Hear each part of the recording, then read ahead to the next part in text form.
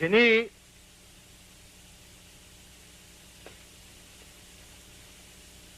Geni!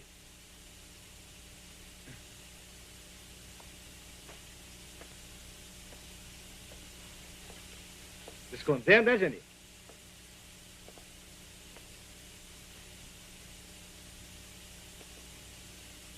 Geni!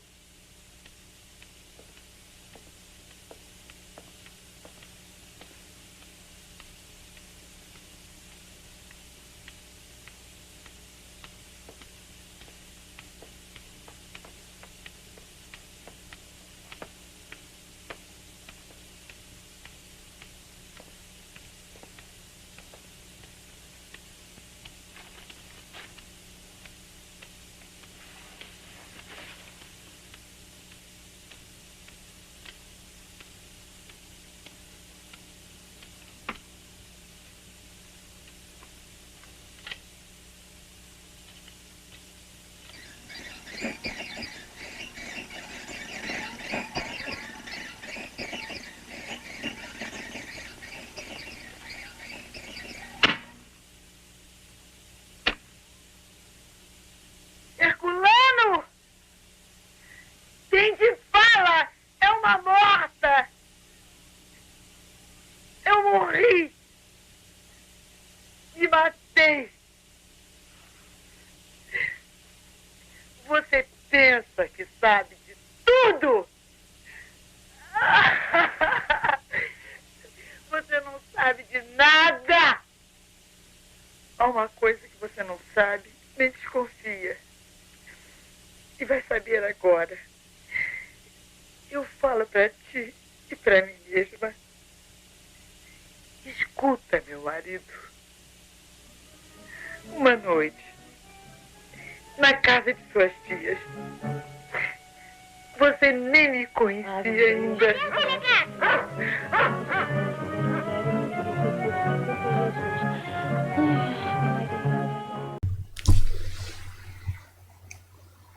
Oi, gente, iniciando nossa primeira videoaula da disciplina de Teatro Brasileiro 2.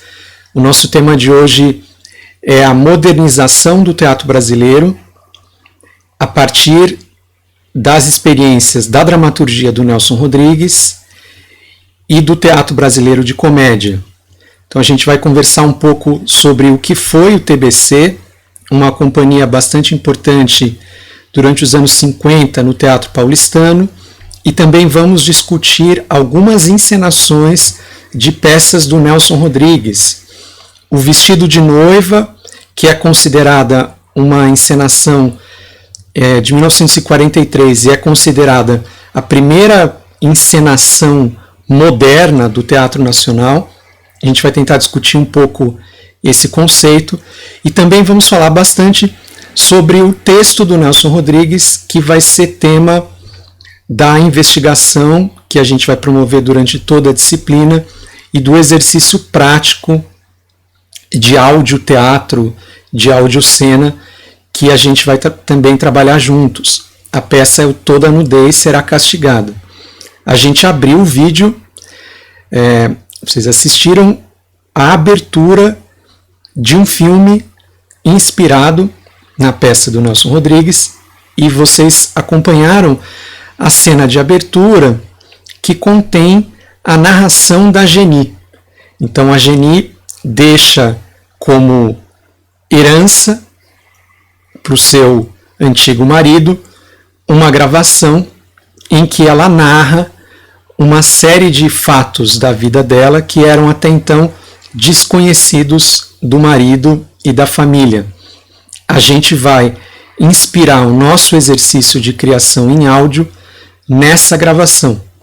Então vocês acabaram de assistir a versão do Arnaldo Jabor para essa gravação e para a personagem Geni, e a gente vai assistir daqui a pouquinho a versão do Antunes Filho, essa voltada para os palcos. Mas antes de falar sobre isso, eu queria que a gente discutisse então o conceito mais geral de modernização, como que esse conceito e esse processo histórico de modernização capitalista se deu aqui no Brasil, e como é que a gente pode comparar essa ideia de modernização histórica com a modernização no teatro. Então vamos acompanhar um breve PowerPoint sobre essas informações. Então vamos começar a pensar um pouco juntos e juntas o que significa esse tema. Por que a gente está relacionando a dramaturgia do Nelson Rodrigues à modernização do teatro no Brasil? O que significa modernização?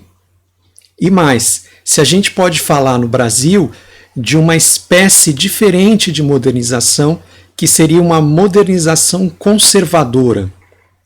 É algo bastante contraditório, como que você moderniza algo conservando. É isso que a gente vai tentar entender a partir de agora. Primeiro, o que seria a modernização conservadora no Brasil?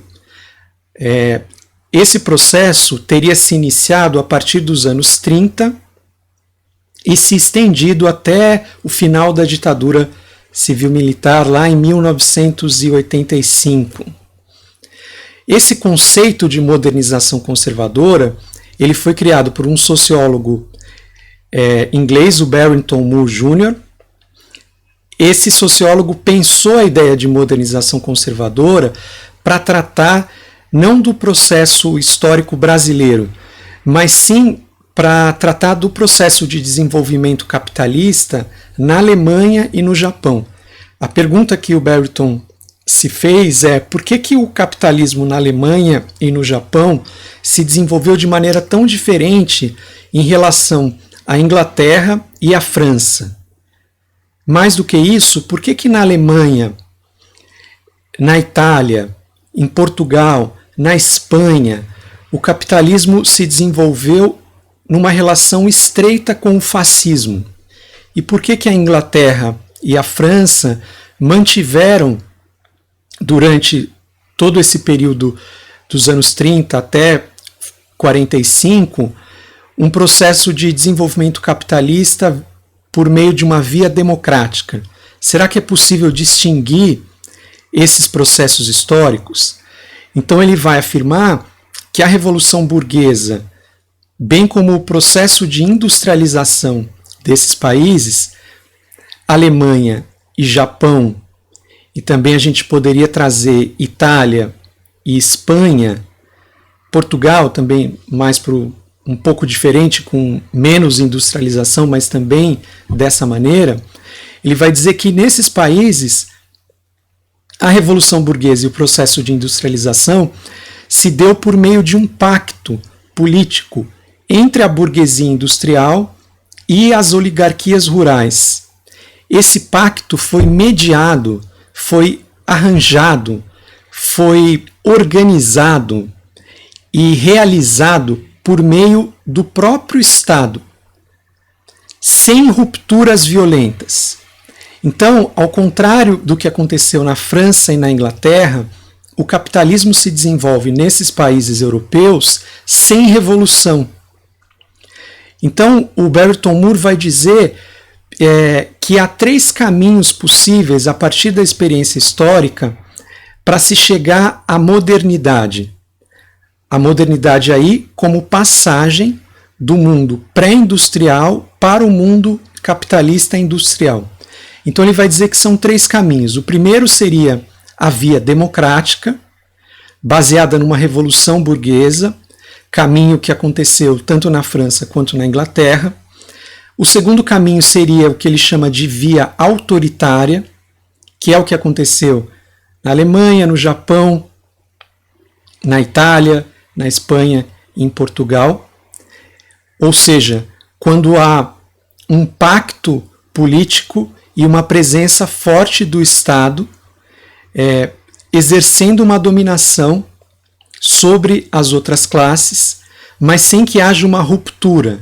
Então a passagem do mundo agrário para o mundo industrial se dá por meio da aliança entre oligarquia rural e burguesia, e não por meio do conflito entre essas duas classes, que é o que caracteriza o processo revolucionário na França e na Inglaterra. Então, essa via democrática teria levado à construção de sociedades capitalistas e democráticas, na Inglaterra, na França e também fora da Europa, um processo diferente, porque envolve colonização, mas nos Estados Unidos. Já a segunda via também é capitalista, mas como ela se caracteriza por uma ausência de um forte surto revolucionário, ela acontece por meio de formas políticas reacionárias, que se desenvolvem até culminar no fascismo. O terceiro caminho de modernização seria o caminho do socialismo, que é o que teria se desenvolvido tanto na Rússia quanto na China. Então, o Barrington Moore percebe, no espaço do capitalismo mundial, 3 processos diferentes de modernização: a via democrática, a autoritária e a socialista. A partir dessa teoria do Moore, a gente pode refletir sobre qual seria o caso do Brasil, um país colonial. Parece que o Brasil seria o caso da segunda via de modernização, que teria sido gestada durante o Estado Novo, 37 a 45, desenvolvida durante os governos do Juscelino, 56 a 61, e do João Goulart, de 61 a 64, e essa modernização teria sido radicalizada durante a ditadura civil-militar de 64 a 85, que é a experiência mais próxima que a gente teve até hoje do fascismo, no sentido de uma aliança entre burguesia industrial e oligarquia rural, no caso aqui do Brasil, entre burguesia industrial nacional e a burguesia industrial dos países centrais. Essa aliança por aqui também se deu com o apoio do Estado, com o investimento no Estado. A industrialização brasileira ganha um impulso a partir dos anos 30, com a ascensão do Getúlio Vargas no primeiro governo e depois no segundo governo a partir de 37, em que o Estado investe violentamente na industrialização. E com isso faz uma espécie de mediação entre as oligarquias rurais que se aliam à burguesia impulsionada pelo Estado, e muitas vezes os mesmos oligarcas e latifundiários investem o capital acumulado na industrialização. Então aqui no Brasil a gente teve uma modernização conservadora, porque o que a gente observa é esse segundo caminho, uma modernização autoritária, movida pelo Estado, mas o Estado aqui não como uma entidade abstrata, mas como um representante dessas duas classes hegemônicas. Então vamos tentar compreender como que esse processo de modernização conservadora, que se deu no plano histórico geral, como que ele é expressado aqui no Brasil por um processo de modernização, também ela uma modernização conservadora, que se deu na história do nosso teatro. Então, tudo isso tem como um marco inicial. É lógico que a gente está falando de um processo que se deu ao longo de muito tempo, mas por fins didáticos a gente costuma marcar alguns fatos que simbolizam um pouco as transformações do período. Então, geralmente a crítica teatral brasileira costuma definir uma encenação específica como a que teria sido a marca do início do teatro brasileiro moderno. Essa encenação se deu por uma encenação de um diretor polonês que se chamava Ziembinski, de um texto do Nelson Rodrigues. O texto é O Vestido de Noiva.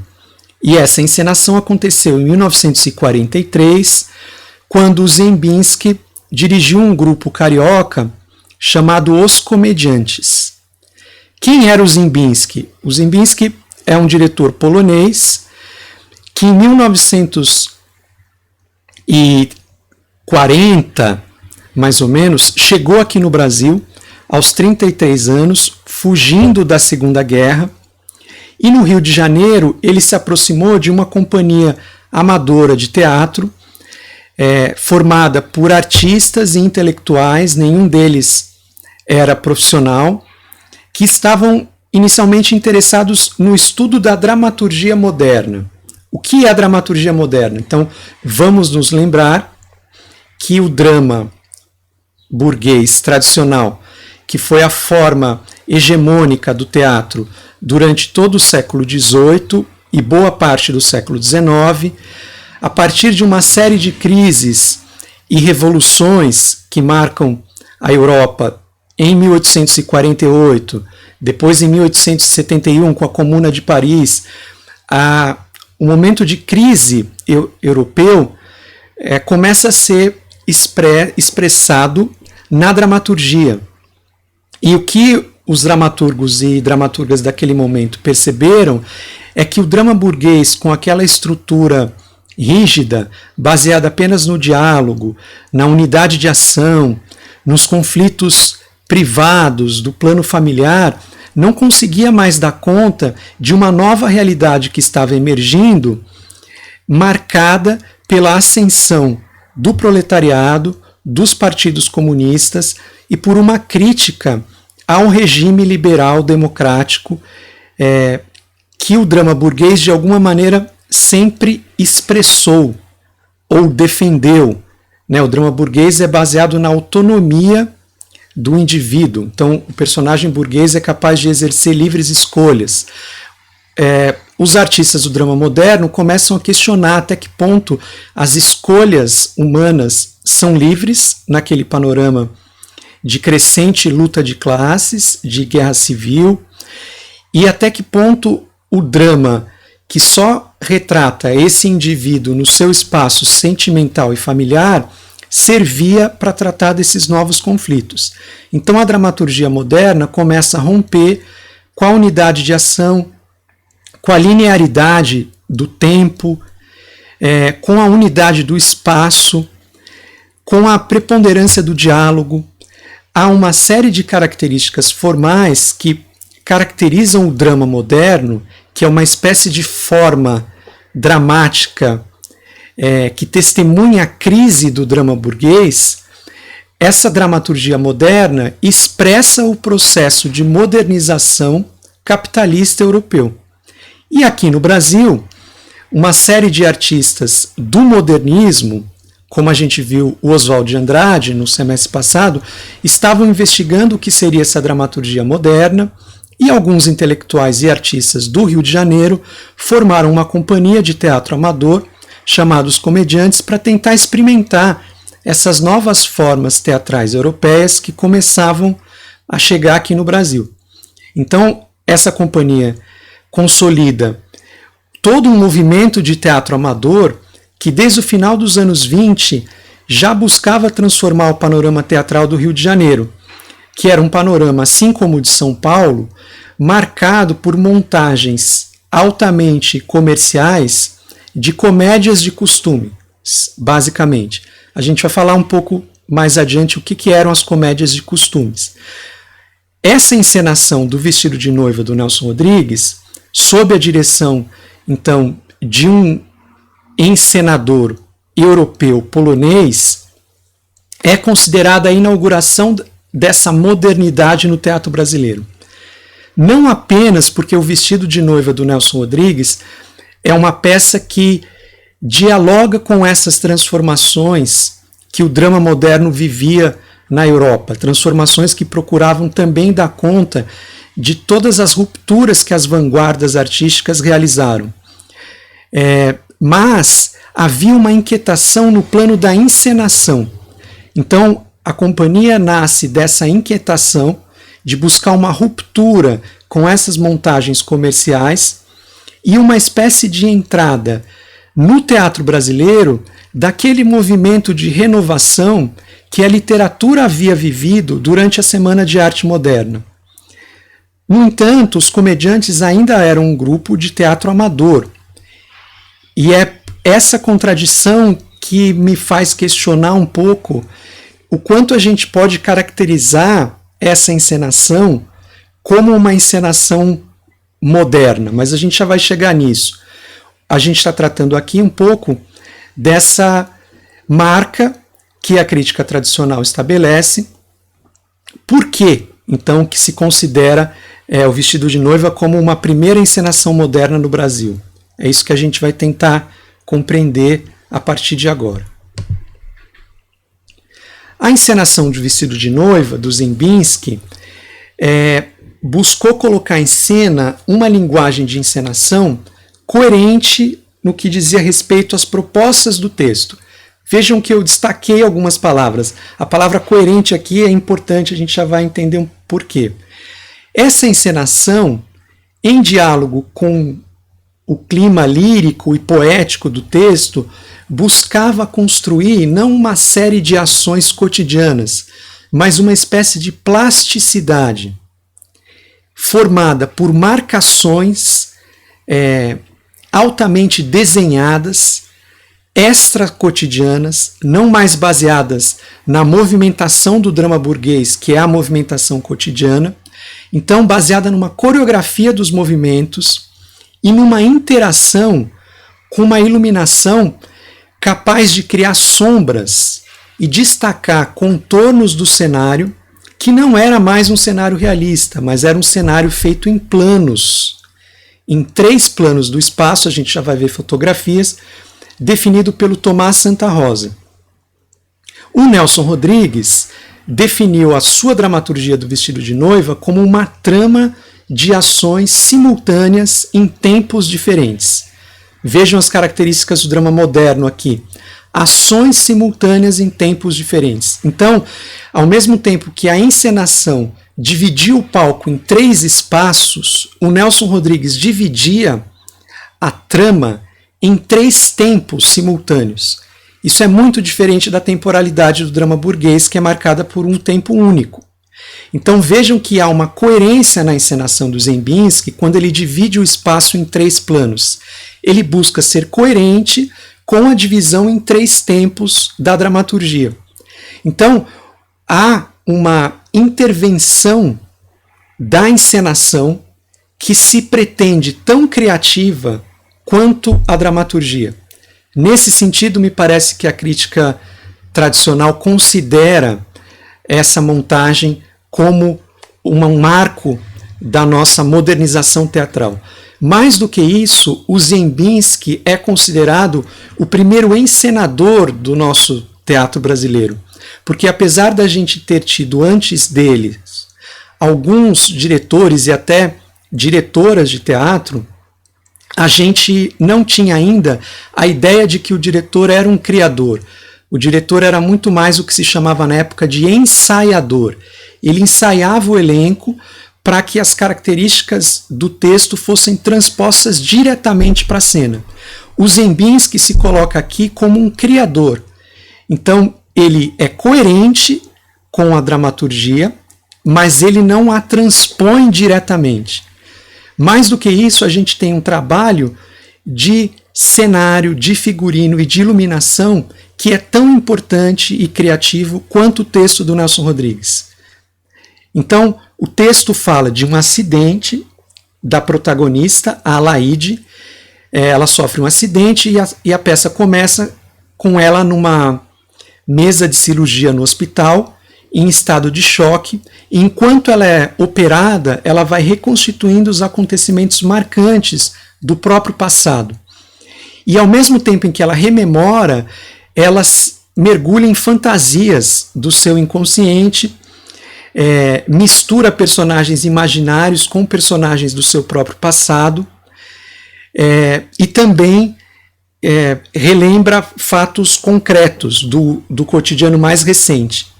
Portanto, a gente pode dizer que a matéria-prima do Vestido de Noiva é essa projeção exterior da mente da Alaide.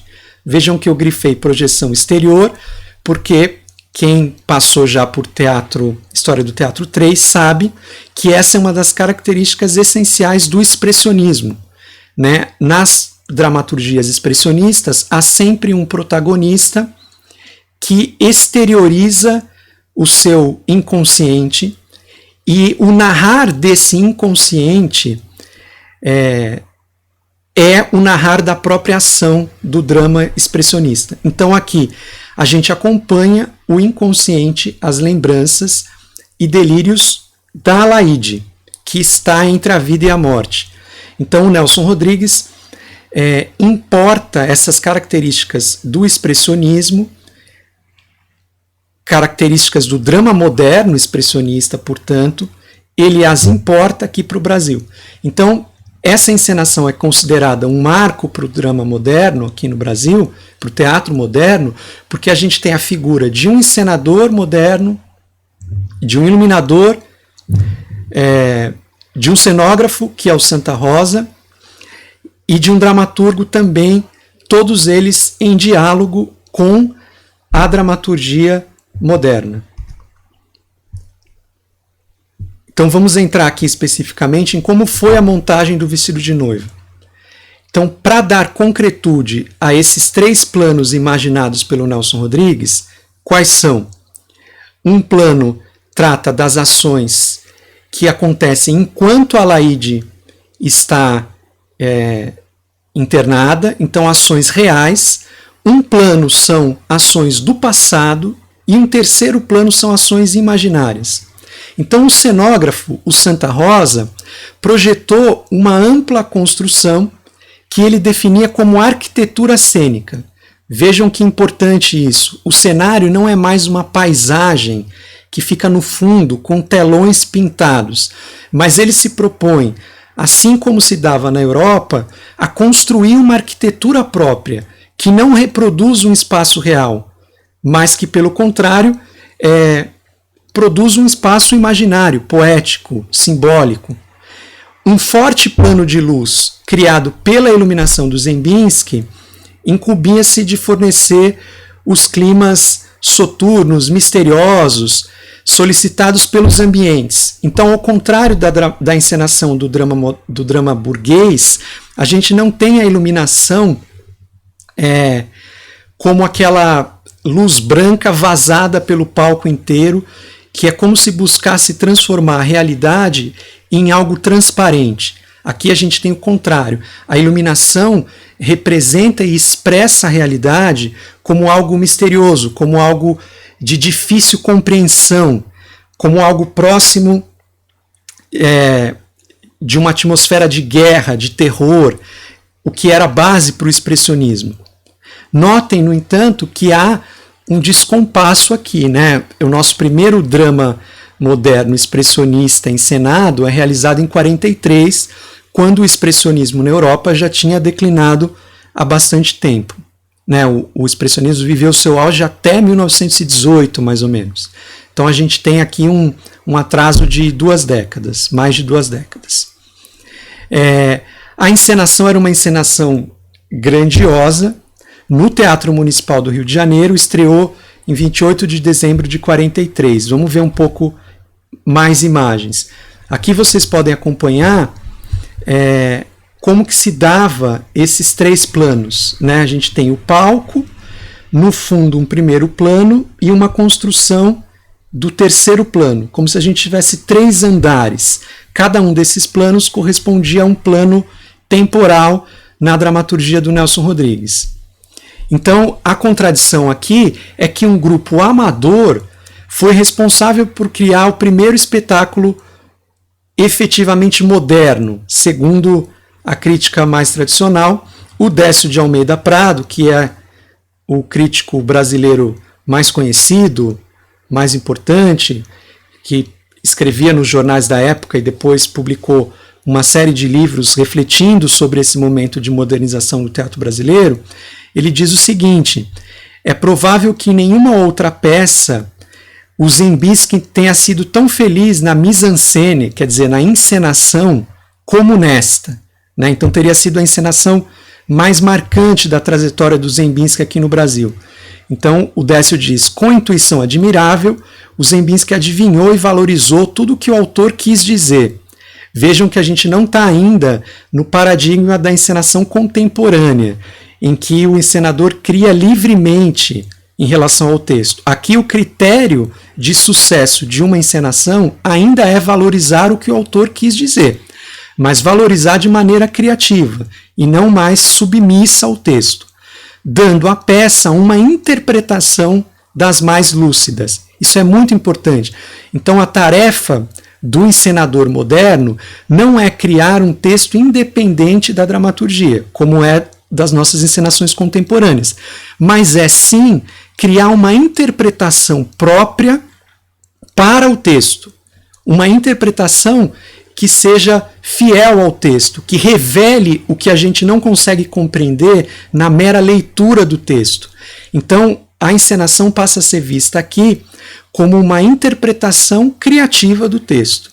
O próprio estilo da representação, né, da atuação, o jogo do elenco, atores e atrizes, acompanhavam fielmente o zigue-zague do texto, mantendo inclusive a distinção entre os 3 planos. Isso também é importante. Vejam só que havia 3 registros de atuação diferentes.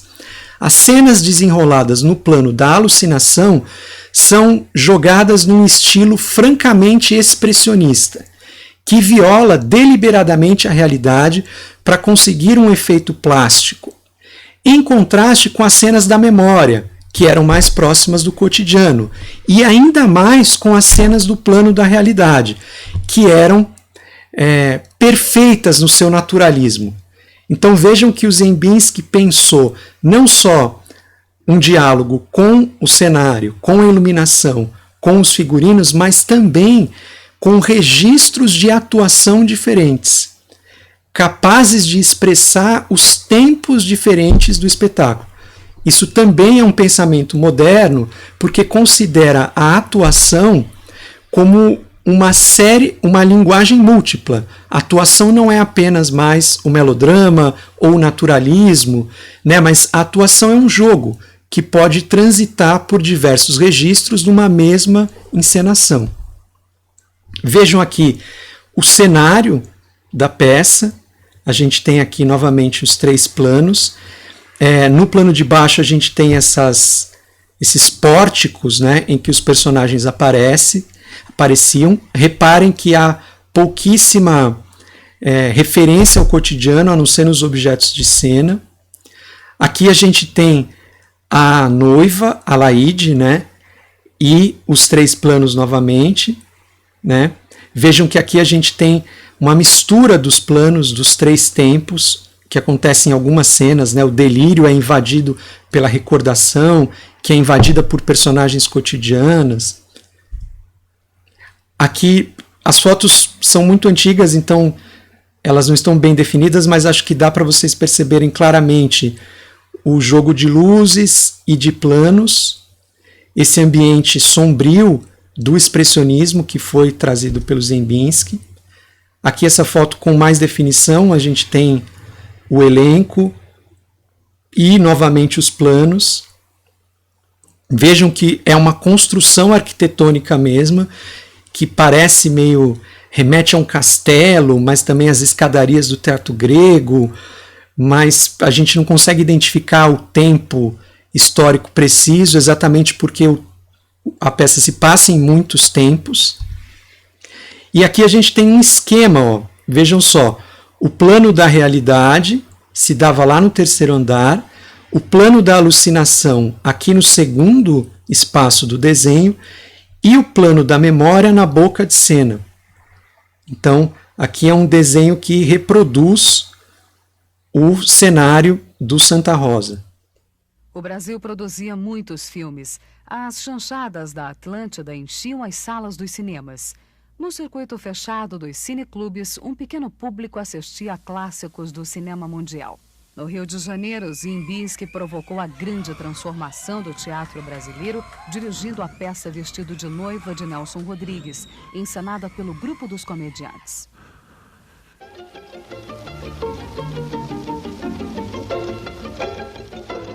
A Segunda Guerra Mundial acelerou o processo de industrialização no Brasil. São Paulo foi assumindo um aspecto de metrópole e atraiu artistas intelectuais que vieram para cá desiludidos com as consequências da guerra. Casado com uma brasileira de família tradicional paulista, Débora Prado Marcondes, Franco Zampari reuniu em sua casa industriais italianos e a elite intelectual paulistana. Essas reuniões acabaram criando uma espécie de bodega dell'arte, a moda italiana. A convivência com esses grupos só veio reforçar o interesse de Zampari pelas artes e principalmente pelo teatro. Ele assistia a todos os espetáculos que apareciam de companhias estrangeiras, de companhias nacionais vindas do Rio de Janeiro e de teatro amador, que era uma coisa muito difícil ter um público para teatro amador. Eu tive uma ideia, fazer um apelo ao público. Eu fui à boca de cena e expliquei a razão daquele espetáculo, e dizendo, vejam aí as dificuldades com que nós lutamos. Uma única pessoa do teatro inteiro respondeu ao nosso apelo. E essa pessoa foi Franco Zampari. E este homem se apaixona por teatro. Escreve uma peça de teatro. A peça é montada em casa do Paulo Assunção, de quem ele era muito amigo, e representada pelos Granfinos, dirigida por Abílio Pereira de Almeida. Aí o vírus do teatro estava inoculado na família. Unido a diversas personalidades da burguesia, Zampari criou a Sociedade Brasileira de Comédia, uma entidade sem fins lucrativos com o objetivo de abrir espaço para o teatro amador. Ele achava que o teatro brasileiro estava passando por uma fase de grande pobreza, pobreza material, pobreza artística. E ele quis valorizar o teatro, não só artisticamente, mas também pelo lado social. O TBC nasceu em São Paulo numa noite de euforia na qual muitos brasileiros sustentavam que só era possível existir teatro na Europa e que no Brasil, durante muitos decênios ainda, teríamos que nos contentar com as companhias que nos visitavam para ver bons espetáculos. Aí então me revoltei. Apostei que no espaço de um ano montaria uma companhia em São Paulo dentro dos melhores moldes. Isto acontecia em 1947. Em 1948, exatamente no dia 11 de outubro, o TBC estreava em São Paulo.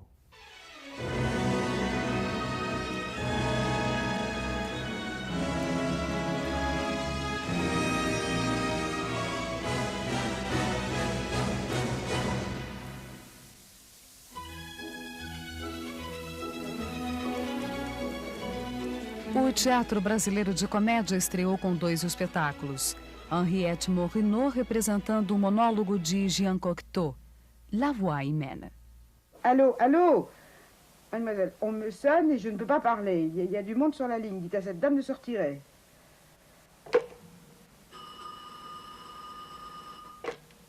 Allô? Allô, c'est toi?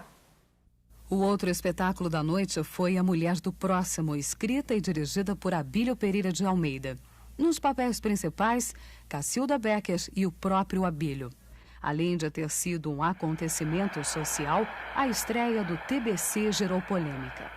O enredo era o seguinte: passava-se no Jockey Club, onde os maridos passavam as tardes dizendo às próprias mulheres que eles estavam jogando. Acontece que naquela época todo mundo tinha por hábito possuir uma garçonnière onde recebia as amantes, as amigas, enfim, uma vida extraconjugal.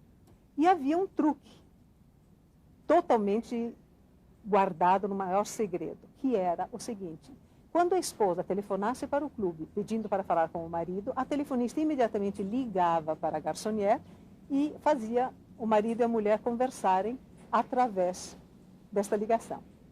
E o Abílio pôs isso na peça. Me convidou para fazer o papel principal. Eu aceitei, entusiasmadíssima, e comecei a ensaiar. E eu, naquela época, trabalhava. E todo mundo na clipe dizia para mim: mas você vai trabalhar nesta peça escandalosa? E eu percebi que eu ia perder o emprego. E não fiz o papel. Esta peça deu disquites, escândalo, foi um horror. Este convite me foi feito apenas porque a atriz que deveria fazer o papel, que era uma moça de sociedade, se recusava a dizer a palavra amante. Aceitei o convite diante de uma proposta financeira. Eu digo, trabalho, mas quero ganhar. Eu não sou amadora mais. Então vocês acabaram de ver um trechinho de um documentário que narra um pouco a história do surgimento do teatro brasileiro de comédia. E eu quero um pouco relacionar agora o teatro brasileiro de comédia, o TBC, com essa modernização conservadora do teatro brasileiro. Então o TBC, só para recuperar, foi uma companhia paulistana fundada em 48 por um empresário, o Franco Zampari. Então, diferente dos comediantes que lá em 43 eram artistas amadores, que junto com Zembinski, um diretor polonês, formaram um grupo de teatro e experimentaram uma série de procedimentos modernizantes naquela encenação, com o TBC a gente tem, pela primeira vez, me parece que aí sim a gente pode de fato falar em modernização no sentido mais estrito, porque a gente tem aqui uma companhia profissional voltada para o mercado, tanto é assim que ela foi fundada por um empresário benemérito da cultura e das artes, mas um empresário, e que mais do que fundar a companhia, ele importou diretores e técnicos da Itália, o Zampari era italiano, para formar um conjunto que ele chamava de alto nível, capaz de realizar um repertório sofisticado. A crítica teatral brasileira geralmente considera que o TBC solidificou a experiência moderna no teatro brasileiro que teria se iniciado lá em 43 com os comediantes. Existem aspectos de modernização ali, como a gente já discutiu, mas me parece que essa modernização se consolida e acontece de fato com o TBC. Então, vocês acompanharam ali no vídeo um pouco como que se deu a fundação. É importante a gente observar que o TBC tinha como repertório principal textos europeus, textos do drama moderno, mas também do drama burguês.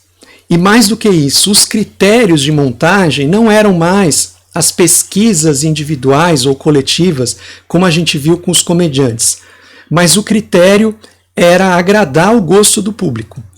Então, o TBC inaugura de maneira profissional a ideia de um elenco fixo. Então, existiam técnicos, diretores que eram italianos contratados, atores e atrizes contratadas, que realizavam temporadas e que mantinham um repertório de espetáculos. Então, a contratação do encenador italiano decisiva para o futuro da companhia foi a do Adolfo Celli, que além de encenador era uma espécie de diretor artístico do TBC. Com Celli, o elenco permanente iniciou um longo aprendizado técnico e artístico, submetendo-se a exigências de uma montagem moderna. O que é uma montagem moderna, gente? É uma montagem basicamente profissional. Então, os atores e atrizes eram remunerados como trabalhadores e trabalhadoras de uma empresa para ensaiar e apresentar um repertório. Os ensaios duravam no máximo 30 dias, eram baseados em ensaios de mesa. As marcações geralmente eram realizadas durante o ensaio de mesa, então durante a leitura e discussão do texto. Na nossa aula presencial, a gente pode falar um pouco mais sobre isso, sobre o processo de ensaio, mas existia até uma divisão matemática entre as semanas, né, o que devia acontecer na primeira, na segunda, na terceira. Depois do ensaio de mesa, o cenário e o figurino tinham que estar prontos, para que aí o elenco fosse para o palco realizar as marcações já no espaço, com o texto decorado, e aí a peça estreava. Então, há uma estrutura aqui criada não só, e talvez esse seja a menor preocupação, é uma estrutura não para dar conta das novas experimentações da dramaturgia moderna, mas pelo contrário, é uma estrutura profissional. Então a gente pode dizer que estamos diante aqui de uma modernização conservadora. O que há de modernidade aqui? A experiência profissional em escala quase industrial de teatro. O que há de conservador aqui? as relações, que são relações capitalistas, que envolvem o fundador do TBC, um empresário, o Adolfo Celli, o diretor-geral, os diretores contratados italianos e os atores e atrizes. Então havia uma relação hierárquica entre todas essas funções. E mais do que isso, uma série de produção, né, uma linha de produção de espetáculos voltada para conseguir uma espécie de sustentação por meio da bilheteria. Aí estamos no Brasil, um país sem mercado consumidor. Até hoje, sem mercado consumidor em geral, né, de todas as mercadorias e produtos. O que dirá do teatro como mercadoria? Então, não há até hoje um mercado consumidor de teatro e não havia na época. Então, obviamente, o Zampari tinha que colocar muito dinheiro porque não era possível bancar todo o TBC só por meio da bilheteria.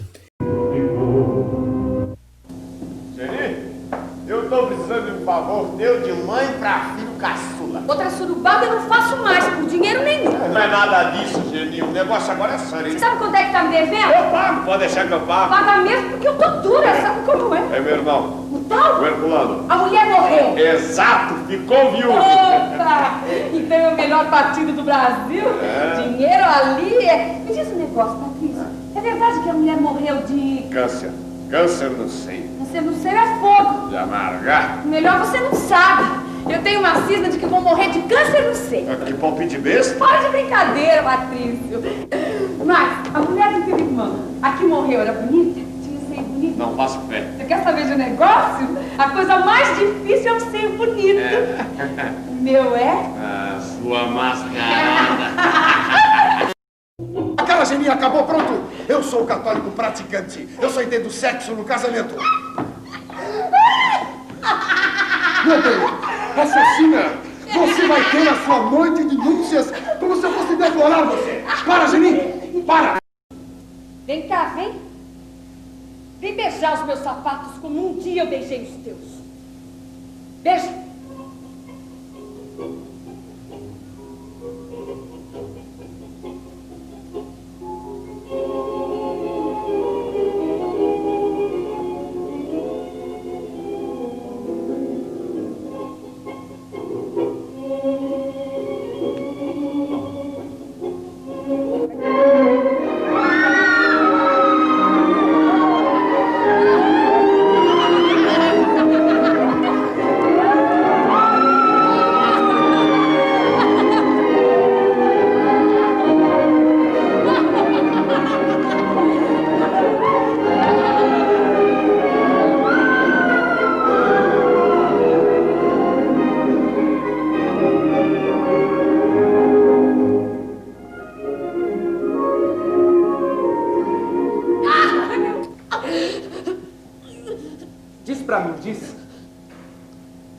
Parte. Parte. Parte. Parte.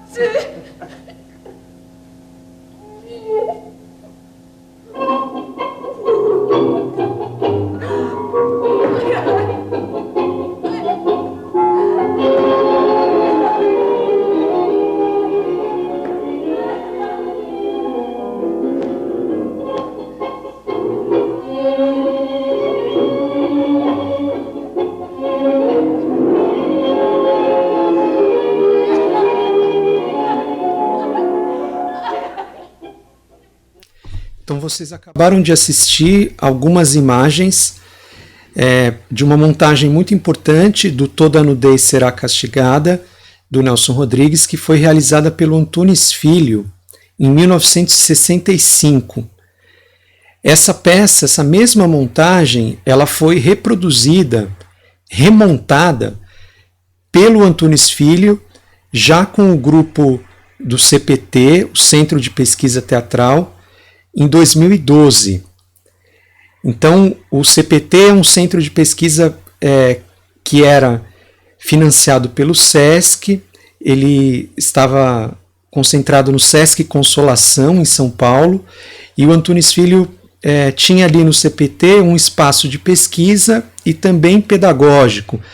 Eram ministrados vários cursos e os alunos e alunas desses cursos muitas vezes eram incorporados aos espetáculos, né? Havia um pagamento para o Antunes Filho e pelos atores da companhia, e o CPT ficou muito tempo, até ainda está lá agora no Sesc Consolação, sem a presença do Antunes Filho, que faleceu.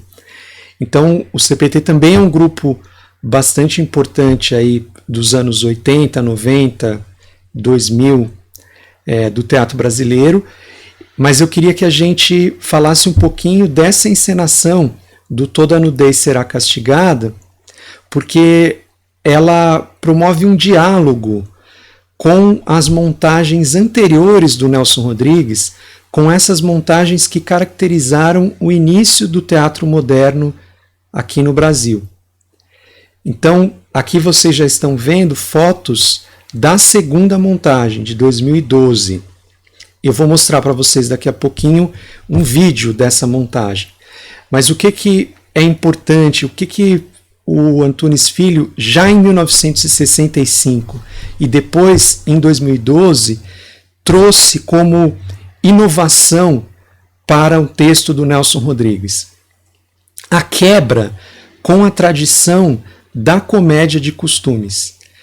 A grande inovação da dramaturgia do Nelson Rodrigues foi não apenas ele ter adaptado recursos do drama moderno expressionista para a realidade brasileira, mas ele promoveu uma junção desse conteúdo de vanguarda com um conteúdo que era bastante popular nos anos 20 e 30, que é o conteúdo da comédia de costumes. Então, o Nelson Rodrigues fundiu procedimentos do teatro de vanguarda com procedimentos da comédia de costumes brasileira. Então, o que significa a comédia de costumes dentro desse panorama da modernização que a gente está conversando? Por que a comédia de costumes era tão importante para o Nelson Rodrigues, né? E também foi importante para a modernização?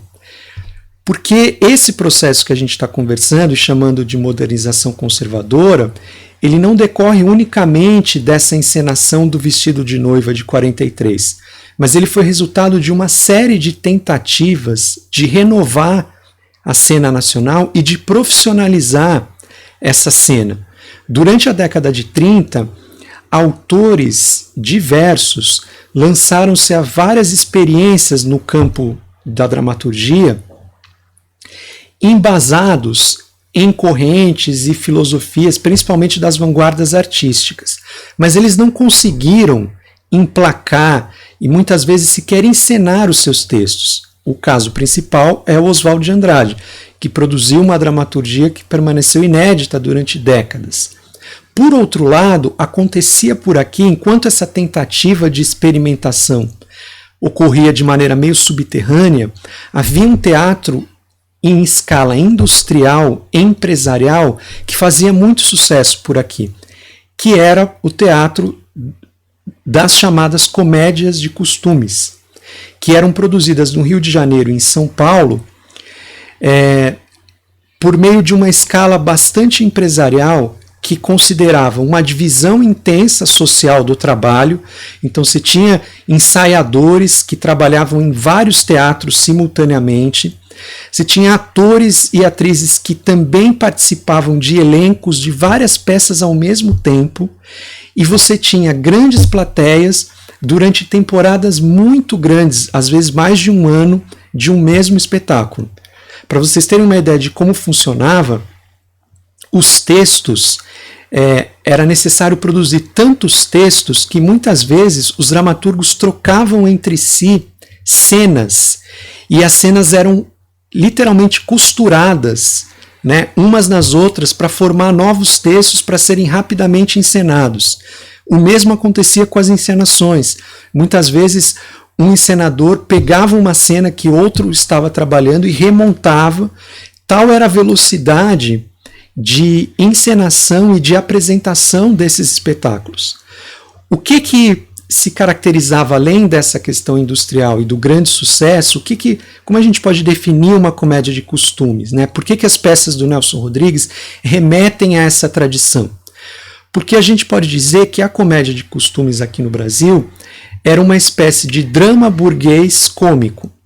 Então, eram peças que seguiam as regras do drama burguês, que tratavam de conflitos apenas em espaços privados, que se davam entre famílias burgueses, a partir sempre de conflitos sentimentais, e havia uma tentativa de transformar personagens típicos de comédia popular, como, por exemplo, empregados e empregadas, em seres mais individualizados. Isso nem sempre acontecia, até pela velocidade com que as peças tinham que ser produzidas. Então, é uma espécie bem brasileira de um gênero em que se convive procedimentos cômicos que são geralmente típicos e padronizados, né, a ponto dos textos poderem ser trocados, né, as cenas serem repetidas, com procedimentos do drama burguês, que busca tratar de conflitos ligados ao mundo sentimental. Então, basicamente, comédias sobre trajetórias e confusões entre casais de enamorados, que terminavam com um final feliz e que faziam um extremo sucesso por conta dessa leveza dos temas. A encenação estava sempre muito ligada ao cotidiano. O que o Nelson Rodrigues faz? Ele, ao invés de tratar as famílias desse ponto de vista leve, ele procura revelar os conflitos reprimidos dessas famílias e o quanto as relações familiares do mundo burguês estão pervertidas por essa sociedade, por essa engrenagem brasileira. Então, o Nelson Rodrigues insere relações violentas, tumultuosas, traumáticas dentro desse espaço da família que era o espaço da comédia de costumes. O Antunes Filho inova porque ele procura quase que purificar os textos do Nelson Rodrigues deste elemento da comédia de costumes. Então, os conflitos familiares são tratados não de maneira corriqueira e cotidiana, como muitas vezes eles aparecem ali no Nelson Rodrigues, né, uma mistura de cotidiano com estranheza. É como se o Antunes Filho optasse apenas pela estranheza, apenas pelo caráter expressionista das obras. Então, eu vou terminar agora o vídeo com um trechinho da primeira cena, que trata da gravação da Geni, dessa encenação do Antunes Filho de 2012, e depois com uma entrevista dele, uma breve entrevista, explicando um pouco o que ele procurou ressaltar no Nelson Rodrigues. E aí eu queria que vocês respondessem aqui nos comentários o que vocês observam de diferente nessa abordagem do Antunes Filho sobre o Nelson Rodrigues. E se vocês consideram que essa abordagem ainda possui atualidade hoje. Então a gente vai conversar na nossa aula presencial sobre isso, mas sobre o Toda Nudez, sobre a modernização do teatro brasileiro, mas queria que vocês observassem agora a encenação do Antunes Filho e também comentassem para a gente levar isso para a aula. Até mais.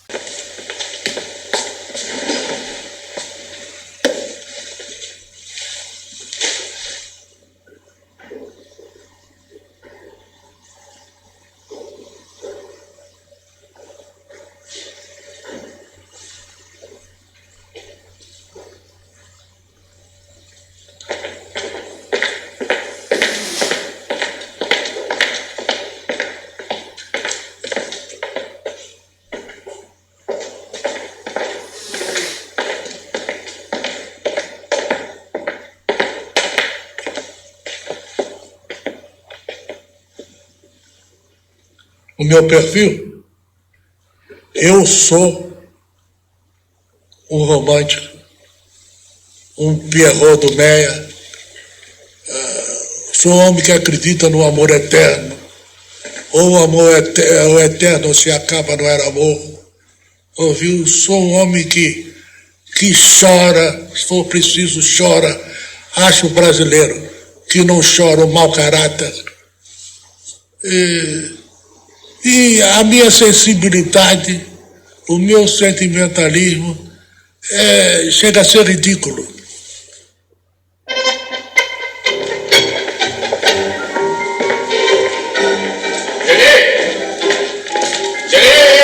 Veio mais cedo hoje, doutor Herculano? Nazaré, cadê a dona Geni? Saiu. Mas eu avisei, eu telefonei do aeroporto dizendo que podia servir o jantar. Pois é. E foi onde? Não disse. Que piada. Ah, mas mandou entregar isso ao senhor. E nem ao menos deixou o recado. Comigo não, só mandou entregar.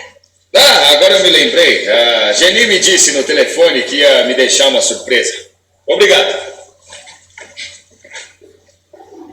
Fita de gravação.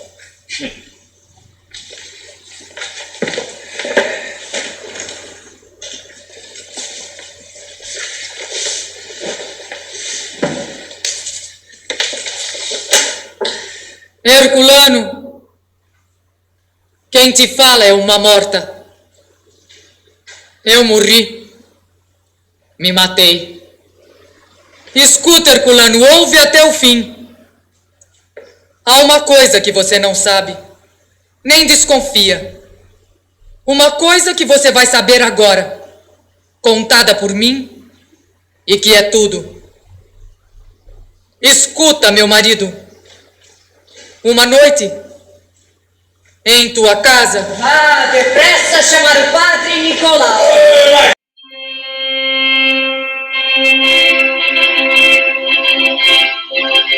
Antunes, a montagem de Toda Nudez acontece no centenário do Nelson Rodrigues, nos 30 anos do CPT. Né? Que elementos da história do CPT estão presentes nessa montagem? Bom, primeiro, o presente está o Nelson Rodrigues. Primeiro, presente porque o CPT fez muito o Nelson Rodrigues através desses 30 anos. Você fica um estouro. O CPT procura trabalhar com outro tipo de expressão, né, falada. Não mais na projeção, e sim na ressonância. Então isso distingue o CPT. Mas eu acho que eu consegui um belo resultado dessa vez. Acho que foi mais avante. Você foi dizer a verdade! Eu não disse nada! Eu juro! Quer que eu jure? Eu digo a verdade! A verdade! Você sempre procurou dar uma conotação trágica e mítica ao Nelson Rodrigues, não? Não, eu não procurei, não. O Nelson Rodrigues é que procurou dar. Mas muito a bom. Sua, mas eu obedeço a tendência dele. Agora, muitas montagens insistem no isso é que tá. Mas é que tá. Eu estou fazendo aquilo que o Nelson Rodrigues ele solicita para a sua montagem. Agora, se os outros fogem, não tem nada a ver com isso. Se os outros são levianos e tornam ele um piadista, um frasista, tipo o Barão de Tararé, Stanislau de Ponte Preta, é uma coisa. Agora, eu não. Eu vou na comédia humana. Eu sou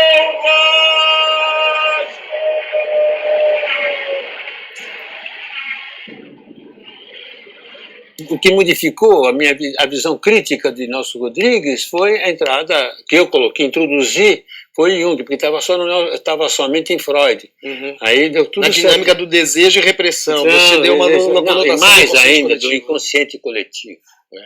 A soltura, né, da mitopoese, né? É a soltura dos mitos. Né?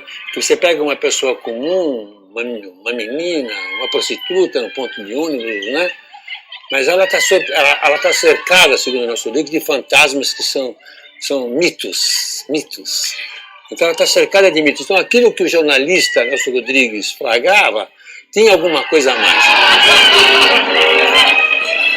Taíma, Policarpo Quaresma, Nelson Rodrigues com suas várias personagens, Ariano Suassuna, todas elas expressam o Brasil de uma maneira convergente ou você acha que são representações diferentes do país? São diferentes do país. Eu tenho que preservar cada região, né?